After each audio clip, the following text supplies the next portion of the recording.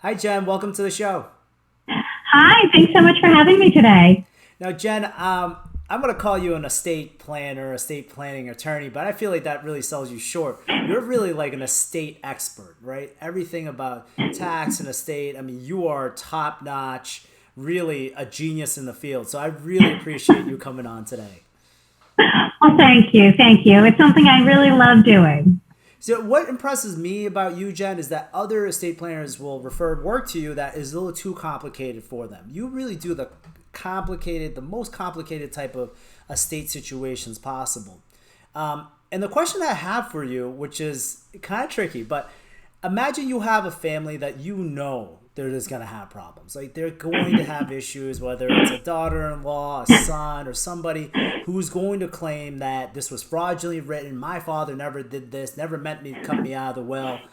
How do you plan on the front side to try to avoid those issues as much as possible on the back end of it? Absolutely. We've been joking before, but I'm not a litigator. I don't want to go to court. And I always tell my clients that I don't want to go to court. I don't want you to have to go to court. And so anytime that I can identify those areas where when I get the calls, I send them down the hall to my friends who do probate litigation. I think about how can we plan around this? How can we keep this family out of court?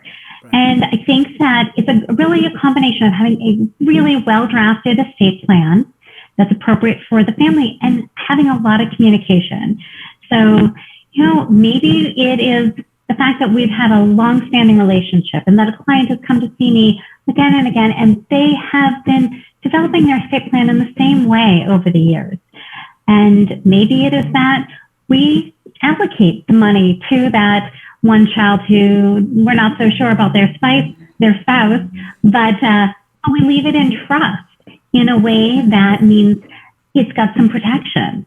And we can still give that child a measure of control if we want to, but we can really pull back so that it won't end up going to that spouse if they end up getting divorced. But also, it is really encouraging families. All right, we do such great work together. We think about what is this family's values, what do my clients want to keep their children from having to go through, and we draft for it. But Right. then, if we can get them all to sit down around the table and hear the plan and hear why the plan is the way it is. It makes a difference when they can hear that from their parents. And Jen, I wanted to make this clear. Conn Kavanaugh has not only some of the best estate planners there are, but you guys also have some of the best estate litigators. So it's not a thing that your firm's fearful of litigation, but I do know that we had this conversation before that litigation is costly not only on the financial side, but on the emotional side, right? You lost a loved one. The last thing that you want the people that you care about to go through is a lengthy litigation that can be in probate court forever. Right. And, it's funny, my colleague, Sheila Giglio, one of my partners at Conn Kavanaugh, she has a wonderful saying. She likes to say that we come in sometimes if there is a little trouble brewing after somebody has died, we can come in and we'll be, it's a front seat, back seat arrangement. Initially, Right. the planners, we will be in the front seat and we will really be trying to guide our clients through this process to come to some resolution if there's an ability to. But we always have the litigators there in the back seat. And sometimes it does come to that point where we have to switch places. And those litigators have to get into the front seat and they really have to take charge. So we really do try to keep them out of that if we can. Yeah, you guys have a great team approach, and it's so beautiful to see because it's not like, yeah, call this person down the street. I don't know who they are. This is the person I talk to every day. I'm still around, and it's what a beautiful team approach that is. Now, Jen, to kind of break it down, right? You have a person who maybe you have come into some means, they're starting to move in that direction. They're getting a little older, and they have nothing. Where should they start? Like, when should they start this process? So I like to say that everybody needs me because everybody needs estate planning. It's a matter of who's going to see the value in hiring me. And anytime there's some complicating factor, they're going to want to come to me. And sometimes we don't even realize what those complicating factors are. If somebody realizes they're accumulating assets and when the second that they and their spouse pass away, they have over $1 million, unless they want to pay money to the government that doesn't have to go there, they need to come and see me. If there are complicated relationships among the family members, or maybe a beneficiary who needs more guidance, they want to come and see me. Or if there's some complicated asset, that's a time when they're going to want to come and see me. It's always early so that we can spend some time getting to know each other. I love process. I think a lot of times clients, they don't love interacting with attorneys unless they really need to. Right. But when they need to, they call you, they grit their teeth and go through it. Sometimes they're anxious about calling an estate planning attorney. And so I try to lay out the entire process right up front so they know where we're going. And it puts us on a more equal footing. I like to spend good 2 hours initially with my clients just talking through the basics to give them the confidence that they can make these decisions. They're not going to become an expert in every clause of the Internal Revenue Code, but they'll feel good about the decisions that they have to make in their estate plan. And I want them to understand what we're doing and what their options are. And so that's what I would say. That's where they need to start, is having the conversation with an estate planner who's experienced and who isn't just trying to shove a round peg into a square hole. You really want that somebody is going to take the time to learn what is important to your family, what is worrying to your family, and how can we solve for those problems. So that's definitely how we start. And in my line of work too, I always try to talk to people that, your estate plan isn't something that you just take, throw in a closet, and never look again, and hopefully the kids find it one day, right?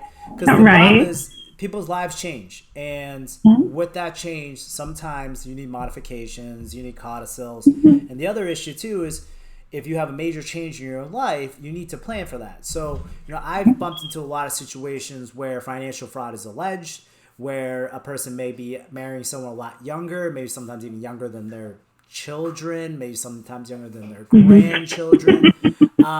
What types of things can you help those individuals and those families with if they think that maybe a patriarch of the family isn't making the best decision, or a patriarch themselves come to you like, look, I'm in sound mind right now, but my wife is 40 years younger than me, or husband, or some other type of partner.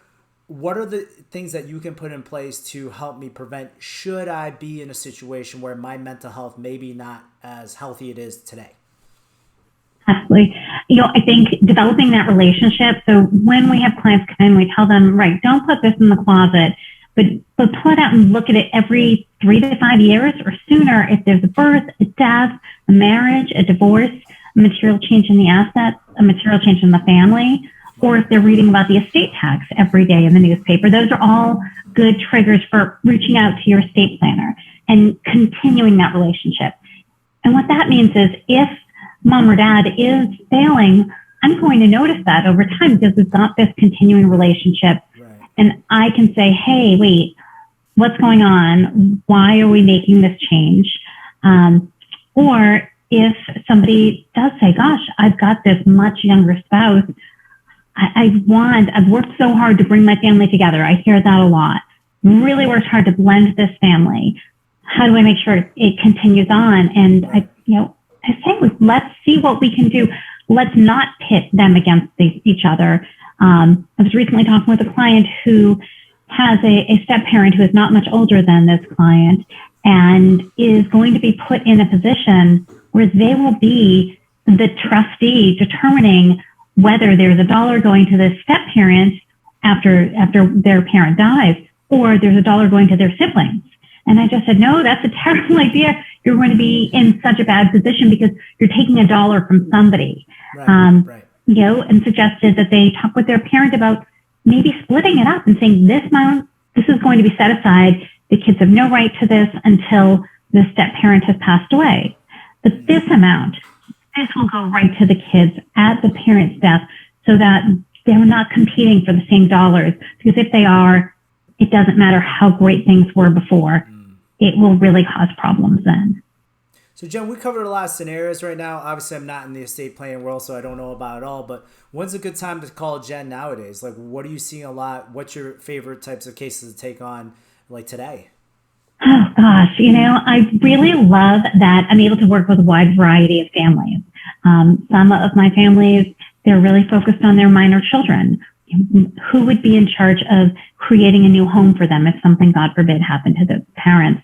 And who would manage the assets? And often those aren't the same person, and that's okay. Right. I also have a lot of clients who are doing a lot more comprehensive and aggressive gift and estate tax planning. Because we're in a situation right now where there's the federal estate tax exemptions, $11.7 million, which most people think, I'm not going to be up near that. But it's going to drop in 2026 if Congress doesn't act sooner. So a lot of my clients are looking at that and saying, well, I don't have 11.7, but I might have the 6-ish million we expect that it might drop to. So, or I could if my assets keep growing by then. So what can we do now to get that out of my taxable estate and really set it aside for my kids? Great. That's great. So, Jenn, this is the toughest part of the interview. So I know you're a big runner / yoga person. Tell us the best place to run and the coolest place you've done yoga. Oh, my goodness. Well, the best place to run is wherever you are right now, because I am getting back into my running habit, and I'm trying to tell myself that, but I will say that I do love running in Medford along the Mystic River. It's beautiful. It's a nice path. Gorgeous. So that I love. That's wonderful. In yoga, I have had some great yoga experiences, but I think I might have to say in Puerto Rico, we had we were staying on the east coast of Puerto Rico, and I had a balcony in my room and just laid out my mat every morning, was able to do it overlooking the water. It was really nice. It might break your heart every time it snows in the winter here. Yes, that's when you go into hot yoga and pretend. Yeah, pretend you're in Costa Rica. So, well, Jenn, thanks for coming on. I really appreciate your time. Thank you so much for having me, Jason.